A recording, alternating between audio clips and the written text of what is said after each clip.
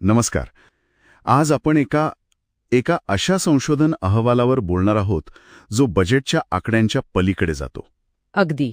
हा एक डीप डाईव्ह आहे जो भारताची अर्थव्यवस्था खरं तर कुठल्या दिशेने चालली आहे हे दाखवतो. आणि या अहवालाचा मुख्य मुद्दा असा आहे की भारत आता उपभोग आधारित वाढीकडून गुंतवणूक आधारित वाढीकडे वळतोय. बरोबर.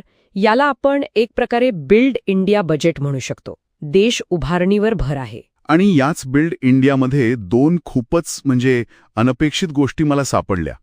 पहिली तर आहे ऑरेंज इकॉनॉमी. हो.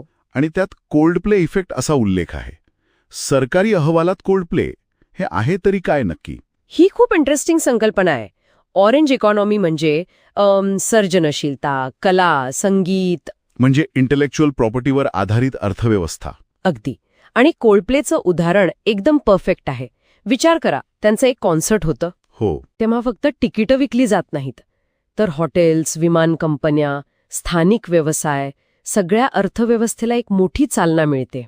अच्छा, म्हणजे हा फक्त एक इव्हेंट नाहीये, हा त्यापेक्षा खूप मोठा इकॉनॉमिक इम्पॅक्ट आहे. नेमका तोच मुद्दा आहे. आणि म्हणूनच सरकार आता अशा मोठ्या जागतिक कार्यक्रमांसाठी सिंगल विंडो क्लिअरन्स सारख्या गोष्टींवर विचार करते.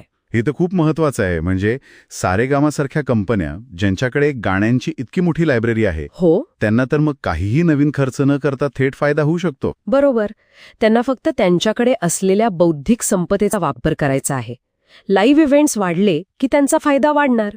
म्हणजे एकीकडे ही सर्जनशील सॉफ्ट अर्थव्यवस्था आहे, हो, आणि दुसरीकडे अहवालात एका अत्यंत हार्डकोर विषयावर भर दिलाय, तो म्हणजे अणुऊर्जा. आणि हा खरं तर या बजेटचा एक ऐतिहासिक पैलू ठरू शकतो. ऐतिहासिक?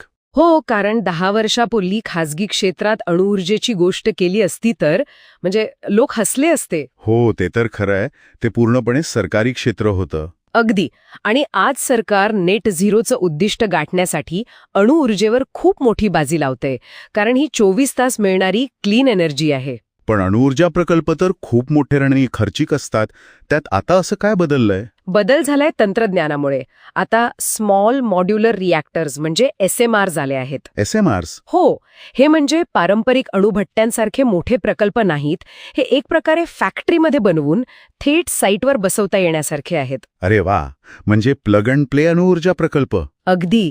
आणि यामुळेच टाटा, अदानीसारख्या खासगी कंपन्यांना आता यात रस वाटू लागलाय, कारण धोका आणि वेळ दोन्ही कमी होतो. याचा अर्थ फक्त टाटा पॉवर सारख्या कंपन्यांनाच नाही, तर VL जी टर्बाईन बनवते किंवा MTR टेक्नॉलॉजीज जे सुटे भाग बनवतात. बरोबर. या संपूर्ण सप्लाय चेनला एक नवी दिशा मिळेल. आणि हा मुद्दा पुन्हा त्याच बिल्ड इंडिया थीमशी जोडला जातो. तर मग या सगळ्याचा अर्थ काय लावायचा? हा रिपोर्ट फक्त आकडेवारी देत नाहीये. नाही, अजिबात नाही. तो भारताच्या भविष्याची दोन चित्र रंगवतोय. एकीकडे रंगांनी भरलेली ऑरेंज इकॉनॉमी आहे, आणि दुसरीकडे अणुशक्तीवर चालणारा आत्मनिर्भर भारत. अगदी. पण यातून एक प्रश्न नक्कीच निर्माण होतो. कोणता? सरकारने आपला भर उपभोगाकडून भांडवली खर्चाकडे वळवला आहे, हे स्पष्ट आहे. म्हणजे पैसा मोठ्या प्रकल्पांवर खर्च होतोय. हो, बरोबर आहे. मग याचा सामान्य नागरिकांच्या वैयक्तिक खर्चावर आणि त्यांच्या बचतीच्या सवयींवर दीर्घकाळात काय परिणाम होऊ शकतो, हा विचार करण्यासारखा मुद्दा आहे.